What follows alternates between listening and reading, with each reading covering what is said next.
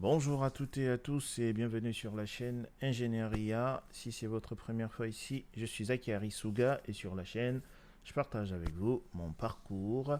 Grosso modo, je vous montre en fait l'ensemble des compétences que je dois absolument maîtriser pour devenir un ingénieur dans le domaine de l'IA. Donc, sur la chaîne, en fait, vous trouverez l'ensemble des playlists sur les compétences à maîtriser. Dans la présente playlist, nous travaillons sur Streamlit. Et dans la présente vidéo, nous allons voir comment mettre en forme nos données et les afficher en fait. C'est principalement, on va voir comment est-ce qu'on affiche nos données. D'accord. Dans la vidéo précédente, en fait, on a vu comment est-ce qu'on affiche du texte. Ok. Donc nous ici, on va voir la visualisation des données.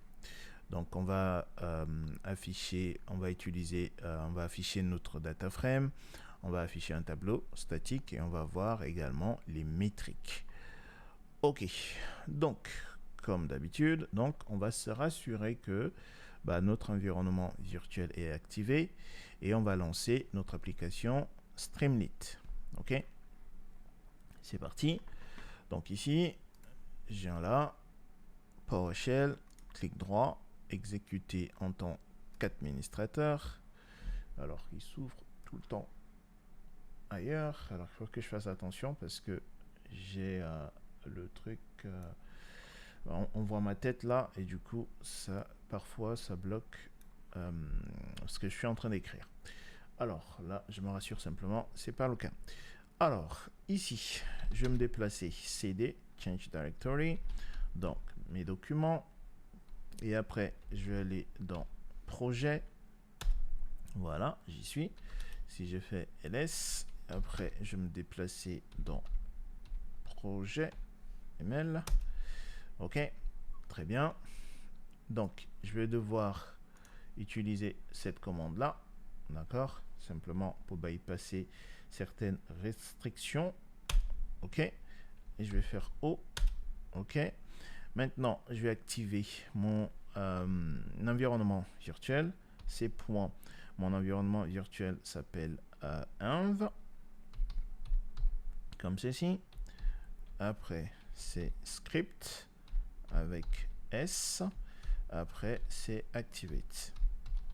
Ok, je suis entré. Voilà, c'est activé. Comment est-ce que je le sais? Parce que j'ai le nom de mon projet entre parenthèses ici. Ok, maintenant je vais lancer Visual Studio Code avec la commande code. Je fais entrer. Alors il s'ouvre ailleurs également. Voilà, donc voici ce que j'ai ici. Alors ce que je vais faire, c'est que je vais supprimer. Normalement, si vous suivez, si vous faites la même chose que moi, normalement, vous n'avez pas ce répertoire-là. Je l'ai créé précédemment. Donc, je vais le supprimer pour que je sois au même niveau. Hop, supprimer. Déplacer vers la corbeille. Ok, il n'existe plus. Très bien. Alors, revenons ici. Donc, ce que nous allons faire, c'est simplement, on va créer un dossier data, d'accord? Je l'ai supprimé simplement parce que je voulais vous le montrer. Donc, et on va créer en fait un fichier qu'on va appeler échantillon.csv. Donc ici, je vais cliquer nouveau dossier et je l'appelle data. Je suis entré, mon dossier il est là. Et là dedans, je vais créer un fichier. Donc cette fois-ci, je clique ici sur nouveau fichier et il s'appelle échantillon.csv. Je suis entré. Donc là, je suis dans mon CSV, ici dedans. Et donc, du coup, j'ai les colonnes année. Après, j'ai la colonne population. Après, j'ai la colonne PIB. PIB. Ok, l'année 2018. La population 900 millions, on va dire. Le PIB 12 000 milliards, on va dire. En 2019, notre population est passée à 920 pour un PIB de 12 500. Et après, en 2020, on a une population de 940 millions pour un PIB de 13 000 milliards, on va supposer. Ok, donc on vient de créer notre fichier, on enregistre et je ferme. Très bien. Maintenant, ici, alors on va juste décaler juste pour être sûr que on ne cache pas grand chose. Ok, donc maintenant, qu'est-ce qu'on va faire? On va importer les bibliothèques nécessaires. Donc, ici, dans la précédente vidéo, on avait importé Streamlit. Ici, on va importer Panda également. Import pandas as pd. Ok. Maintenant, alors ça, on va effacer. Ça, c'est ce qu'on a fait dans la précédente vidéo. On n'a pas besoin. Donc, on a réalisé nos importations. Maintenant, on va voir comment est-ce qu'on charge notre fichier CSV qu'on vient juste de créer. Ça, on sait déjà le faire. Hein. On va créer un data frame. Et donc, on va faire pd.read.csv. Et le nom, c'est... Allez, je vais faire clic droit là. Et je vais faire renommer. Et je vais récupérer tout le nom. OK. Et je le colle ici. OK. Donc, là, on vient de réaliser en fait la lecture de notre fichier. D'accord? De notre CSV. OK. Maintenant, on va voir comment est-ce que on affiche un data frame. D'accord? De manière interactive. OK? Donc, pour cela, on va simplement utiliser la méthode DataFrame. D'accord? Et comme paramètre, on va lui donner notre DataFrame qu'on a créé ici. OK? Je me rassure simplement qu'on voit correctement. OK. Donc, ici, donc, je vais faire st. Alors, on va mettre des commentaires. Hein. Donc, ici, on va dire lecture. Donc, ici, c'est la lecture du fichier. D'accord, CSV. OK. Et maintenant, on va dire affichage de quoi? Du data frame. OK. Et pour l'afficher, st streamlit et on va utiliser la méthode dataframe et on lui donne notre dataframe qu'on a créé. OK. Maintenant, on va lancer streamlit avec la commande. Là, je viens au niveau du terminal. Hein. Le terminal, il est là. Donc ici, pour lancer Streamlit, on tape Streamlit, run, le nom du fichier. Alors, il faut d'abord le sauvegarder. Là, il n'est pas sauvegardé. Comment est-ce que je le sais? Parce que j'ai le petit point là. OK? Ici. Donc, si je sauvegarde, le petit point va disparaître. Vous voyez? Maintenant, c'est une croix. Là, j'ai sauvegardé. Donc, Streamlit, le nom du fichier, c'est app.py. Donc, j'ai dit Streamlit run app.py. OK? Je fais entrer. OK? Donc là, il lance Streamlit. Alors, il y a un petit souci. Qu'est-ce qu'il me dit? No such directory. OK? Le chemin que j'ai donné, j'ai fait une erreur. OK? Le problème, il est ici. D'accord? Donc, on va le corriger tout de suite. Donc, effectivement, parce que mon fichier se trouve dans le dossier data et j'ai pas indiqué cela. Donc, je vais faire data et je fais ça. Je sauvegarde. Je viens ici à nouveau. Je rafraîchis. Voilà. J'ai ici mon data frame. Donc, ici, en fait, on peut interagir avec notre data frame en cliquant en fait sur les trois petits points là. OK? Je peux trier. D'accord? Là, je viens de trier là. Là, je vais le refaire. Je repasse. Voilà. On peut, voilà, on peut, comment dire, ici, si c'est des devises, choisir une devise, si c'est un pourcentage, etc., etc. On peut même redimensionner nos colonnes. Hein. par exemple, hein, ça ne nous coûte rien de redimensionner nos colonnes. OK. On peut également télécharger. D'accord, on peut télécharger notre CSV. OK. On peut chercher en fait des valeurs avec search ici. Par exemple, je peux chercher, allez, disons 920. Si je tape 920, hop, c'est 920. Si je tape 920, vous voyez ici. Voilà. Donc, voilà.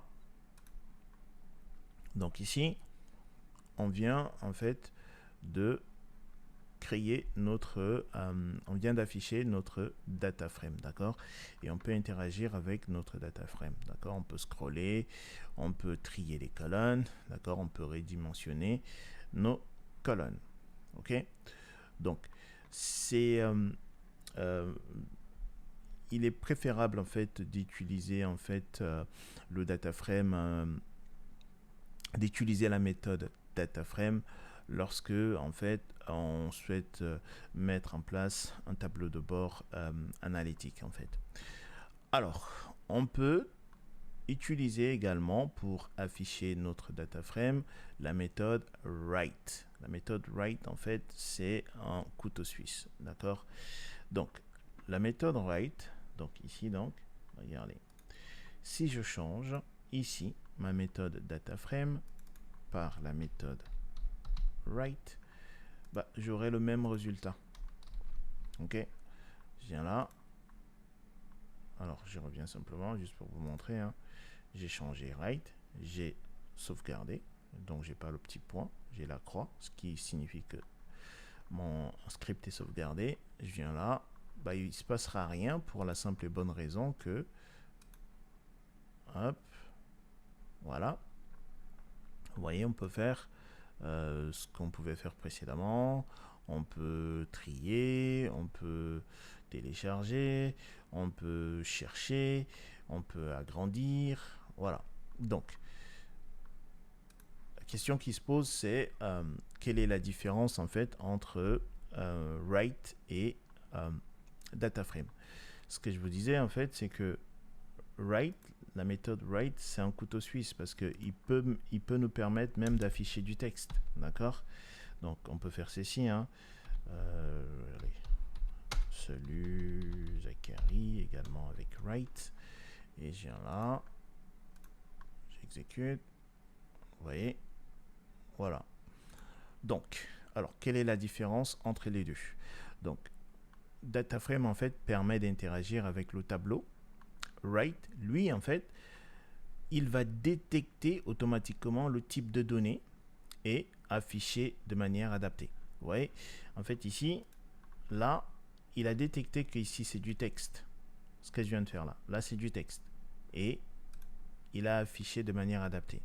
D'accord? Donc là, si cette fois-ci, je lui donne un data frame, il va détecter que là, c'est plus du texte. Là, c'est un data frame et il va l'afficher également de manière adaptée. Donc, quand utiliser data frame ou write, alors, il est préférable en fait d'être plus explicite en fait. Lorsqu'on a un data frame et qu'on veut l'afficher en fait, autant mieux utiliser la méthode data frame. D'accord? Là, c'est plus clair. Ok. Du coup, on peut afficher également un tableau statique. Pour cela, on va utiliser la méthode table. D'accord? Donc, si ici, donc, je changeais write avec table, bah, cette fois-ci, je ne pourrai pas interagir avec mon tableau. Il est figé. D'accord? Là, j'exécute. Vous voyez, là, on ne peut plus trier. Voilà, c'est un tableau figé. Ok? Donc, je reviens là. Donc, le résultat, comme je vous le disais, bah, les données sont affichées sans possibilité d'interaction. Ok? Et à quel moment est-ce que vous allez utiliser en fait la méthode tableau? Simplement quand vous voulez en fait produire des rapports statiques, d'accord, où les résultats finaux où les résultats finaux sont déjà connus et vous n'avez pas besoin en fait de les modifier. Ok, maintenant on va voir comment créer des métriques dynamiques. Pour cela, on va utiliser la méthode métrique. Ok, donc en fait, à quel moment vous allez vouloir utiliser en fait la méthode métrique? Lorsque en fait vous voulez afficher des KPIs dans un tableau de bord. Donc ici, je vais descendre un tout petit peu. Donc ici, on va avoir label. Donc label ici, c'est le nom de la métrique. Ok. Et ici valeur, c'est la valeur principale. Et delta, c'est la variation. Ok. Donc si je viens là, donc ici, on va faire ceci. On va juste dire affichage de la métrique. Comme ceci. Alors, st.métrique. On a dit label. On peut l'appeler population. Ok. Et après, on a valeur qu'on peut mettre à 900. Et on va dire delta plus 20. Ok. Très bien. Donc, du coup, si je sauvegarde, je viens là, je mets à jour. Voilà. Donc, on a bel et bien la valeur 900 et on a plus 20. D'accord? Une augmentation de plus 20. Ok. Maintenant, si on veut personnaliser en fait la couleur du delta, on va utiliser le paramètre delta color. Ok?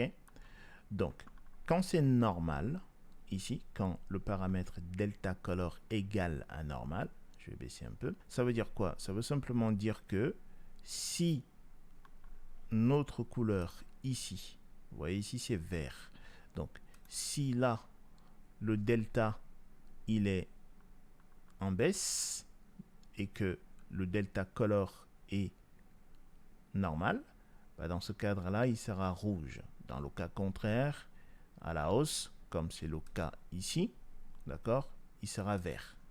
Ok. Inverse. Inverse, quand delta color égale inverse, bah il va inverser en fait. D'accord. À la hausse, bah il sera quoi? Il sera rouge. Et à la baisse, il sera vert.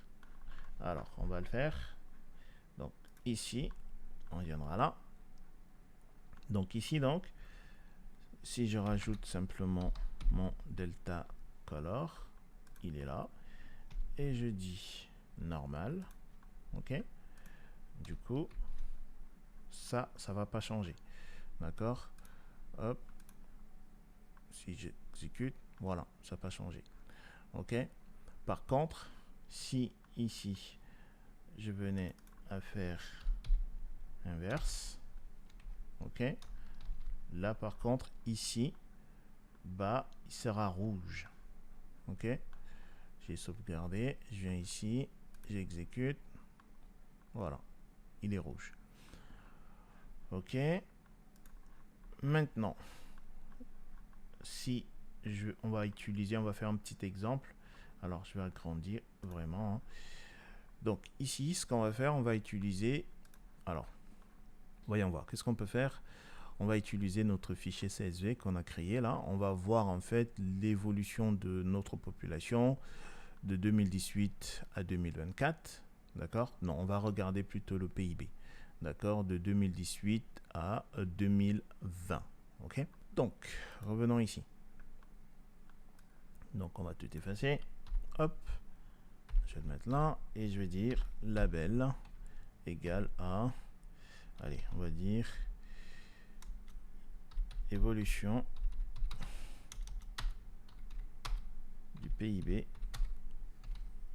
depuis 2018. Ok, depuis 2018 à 2020. Très bien. Donc, la valeur. Donc, on aura la valeur de notre PIB en 2020. Et donc, du coup, bah, je vais aller récupérer, si je regarde mon échantillon qui est là. Donc, je sais que ma colonne PIB, c'est la deuxième colonne. L'index année est à l'index 0, d'accord? Population à l'index 1 et PIB à l'index 2, d'accord? Très bien. Donc, si je reviens là, ici, donc, je sais que c'est PIB, la colonne PIB, ok? ILOC, ok? Donc, quoi 2, ok?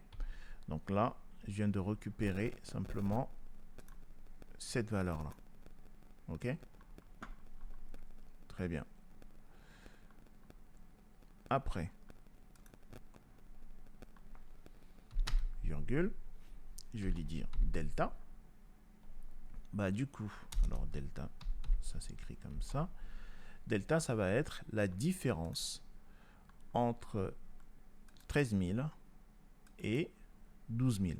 Parce que moi, je veux voir l'évolution depuis 2018 à 2020. D'accord? Donc, du coup, je reviens ici. Delta, ça va être donc DF. OK, de PIB. ILOC. Hop, de 2. OK. Moins DF. Hop, PIB. Point ILOC. De quoi? De 0. OK. Et après, je vais dire delta color. OK. Bah, il sera, allez, on va dire normal. OK. On enregistre. Je vais faire ça. Je viens là. J'exécute. Voilà. On a bel et bien notre titre qui est là. Évolution du PIB. D'accord. Depuis 2018 à 2020. Et en 2020, bah, allez, hop. On sait que notre échantillon est là. En 2020, notre PIB est de 13 000. OK. Bah, de 2018 à 2020, on voit bien que il y a eu une augmentation de 1000. OK. Voilà. Donc, voilà ce que je voulais partager avec vous dans cette vidéo. Si vous avez des questions, comme d'habitude, dans la section commentaires, vous me les posez et je reprendrai. Portez-vous bien. Peace.